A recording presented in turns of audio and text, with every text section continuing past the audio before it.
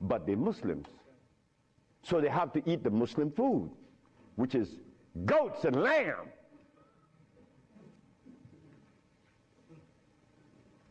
Go tell them that the Arabs played a trick on their brain. You cannot do that. Me, I remain the son of the jungle woman. The jungle woman that didn't have any clothes on. Yeah, I am her son.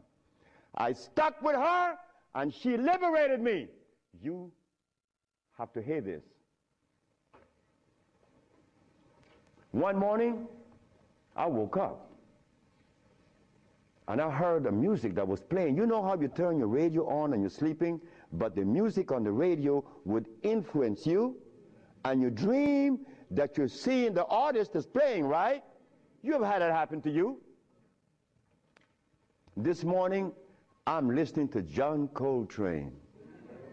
4 o'clock in the morning on channel 850 on the TV. I'm sleeping, and I'm hearing John Coltrane playing Interstellar Space. But then something was happening while this music was playing. I was looking at a black woman doing this from behind a tree. I woke up, and I didn't know how to interpret that dream. But then I was leaving that morning for Los Angeles. As I got to the airport, the governor was there. The governor said, "That's him. That's the man that cured Alcida of leukemia. That's the man I'm talking about." The governor had a lot of people around him. So I went. I was leaving for Los Angeles. He was leaving for the capital. He didn't know that we were going to meet that morning. So they was talking to me and asking me questions. Finally, 2 men that were standing away from me, they were white men from the United States. They came up to me and said, "Well, we have heard of your miracle cures." I said, "Sir, I don't even know what a miracle is, especially perform one. I just happen to cure leukemia. That's not a miracle. To you it may be. Because your school of thought have you to believe that curing these diseases is one great big feat. No, it's simple common sense. I'm an African. Now this is where the naked women are going to come out. They said to me, "We have heard of your miracle cures, but have you been saved?" You see? Right there, I consider that an imposition. Why do you take the liberty to believe that I'm one of those that have accepted your philosophy that I have to be saved? I say, from what? The man politely answered and said, "From your sins, of course." I said, "Wait just a minute." I said, "You know, man, while you guys were standing over there, I said," and I looked at you both, and I said, "Two very intelligent young men. But now I have to question that." He said, "Why?" I said, "Well, because the color of my skin should have prevented you from asking me that question, have I been saved?" He said, "What does the color of your skin have to do with anything?" I say, "It has to do with everything. I am the son of a woman that was taken away from the forest of Africa. To begin with, she didn't have any clothes on. But she didn't have any alcohol. And she didn't have any prostitution. And she didn't have any supermarkets. And she didn't have a hospital.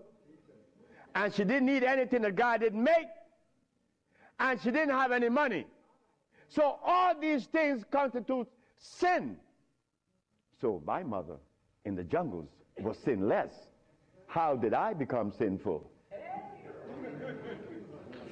You cut it out. You stop that. We have to begin to change our diet, because this diet here of blood and starch is all we eat. That is all we eat. And then with this diet of blood and starch, which confounds their hormonal structure, we have the nerve to tell each other, brother, you were wrong. I'm wrong. I mean, where did you get that from? I'm wrong. You've been eating blood and starch, and you're going to tell me I'm wrong. No. We got to stop it. Because the blood and starch is why I couldn't penetrate Africa. So, you forgot, right? I'm in the Rayborn building. Who is present? Sheila Jackson Lee from Texas, right? John Conyers, Illinois. Or Detroit? Jesse Jackson Jr. from the House of Appropriation. Our most beloved President Bush. No, we have to give him credit. And no African government ever given me the privilege to practice herbology. Bush did. Bush appropriated $5 billion to fight AIDS in Africa, right? And the African government didn't appropriate one dime. They didn't want their brother to do it for free. So Bush stands out way above there. Bush gave $5 billion, and Jesse Jackson Jr. is there. So when I go to the podium and I say, fellas, y'all don't have to look for the cure of AIDS anymore. Here it is. Jesse Jackson Jr. did this.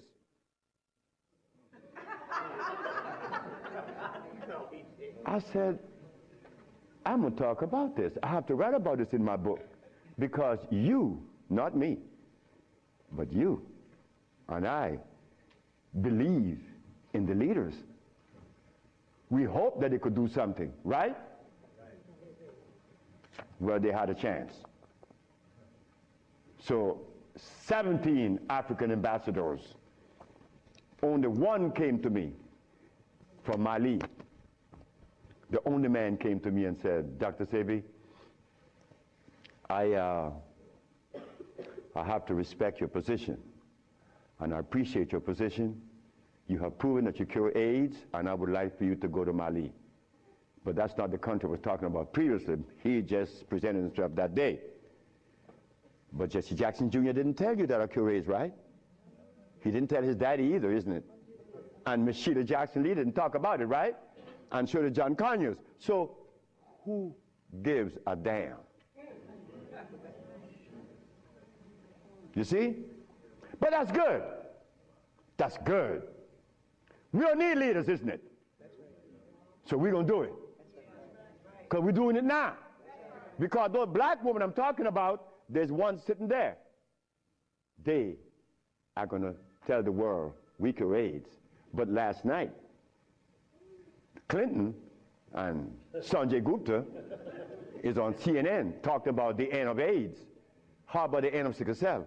How about the end of lupus? How about the end of herpes? How about the end of blindness? They didn't find those, but they find the end of AIDS. How is that possible? Are we going to buy that too? Are we going to let them continue to say that there is no cure for AIDS when your brother is curing it? So we are guilty. We are the one that's guilty, not the leaders, because they're sick. All the leaders are sick. You can look at them and tell they're sick. So we have to forget about the leaders, right? So which animal in the forest follows a male? None, right?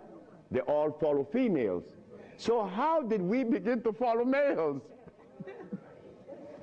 I mean, that was the most, look, the one thing I wanted in my life